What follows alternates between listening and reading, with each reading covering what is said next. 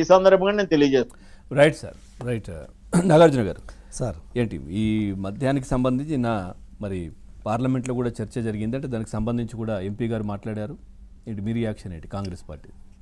Sir, Jaganmohan Reddy గారికి election ముందు ఆయన కోసం ఒక సాంగ్ రాపించుకున్నాడు సార్. ఏందయ్యా ఆ సాంగ్ అంటే బలి బలి బలి బలిరా అని చెప్పి ఒక సాంగ్ రాపించుకున్నారు. అంటే దాని మీనింగ్ ఏంటంటే జగన్మోహన్ రెడ్డి గారిని నమ్ముకున్న వాళ్ళు ఎవరికైనా చివరికి బలి కావాల్సిందే అని దాని అర్థం.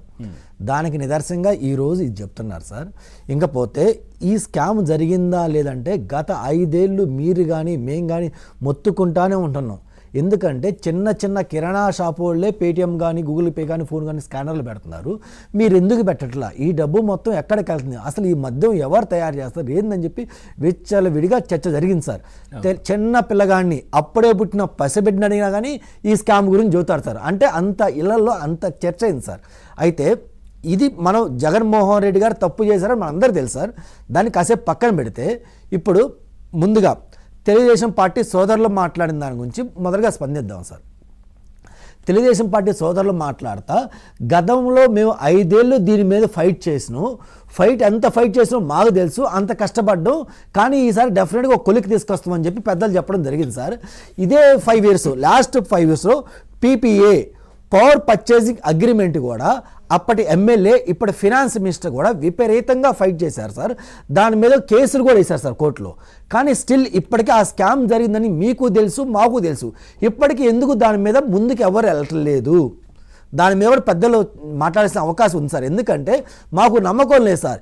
ఇప్పటికీ ఇద్దరు బడాబాయ్ చోటాబాయ్. బడాబాయ్ అంటే నరేంద్ర మోడీ గారు, చోటాబాయ్ అంటే జగన్ అన్న. వీళ్ళ సంబంధం రక్త సంబంధం కంటే స్ట్రాంగ్గా ఉందని ఇప్పటికి నేను ఘంటాపదంగా చెప్పదలుచుకున్నాను సార్. ఎందుకు చెప్పదలుచుకున్నానంటే పెద్దలు బీజేపీ లీడర్ క్లారిటీగా వినాలి.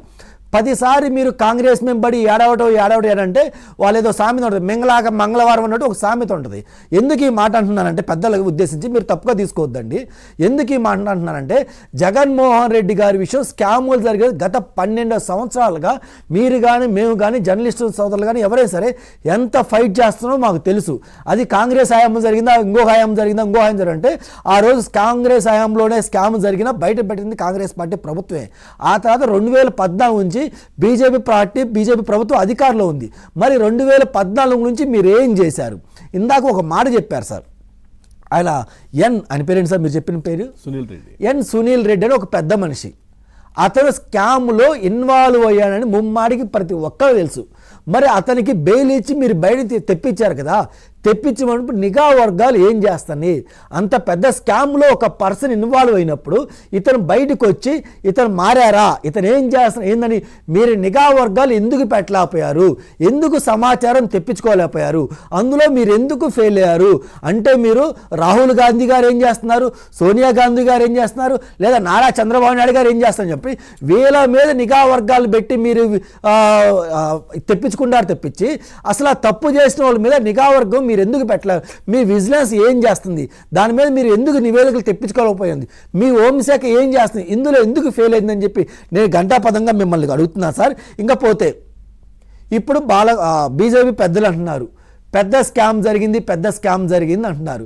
ఇందాక మన జర్నలిస్ట్ గారు చెప్తే ఆయన ఏమంటున్నారంటే ఈడీ ఏదైనా కేసు పెట్టిన తర్వాతే ఈడీ వస్తే లేదంటే రాదంటున్నారు. కానీ ఇక్కడ ఇన్కమ్ ట్యాక్స్ డిపార్ట్మెంట్ ఏం చేస్తుందండి? మీ విజిలెన్స్ ఏం చేస్తుంది?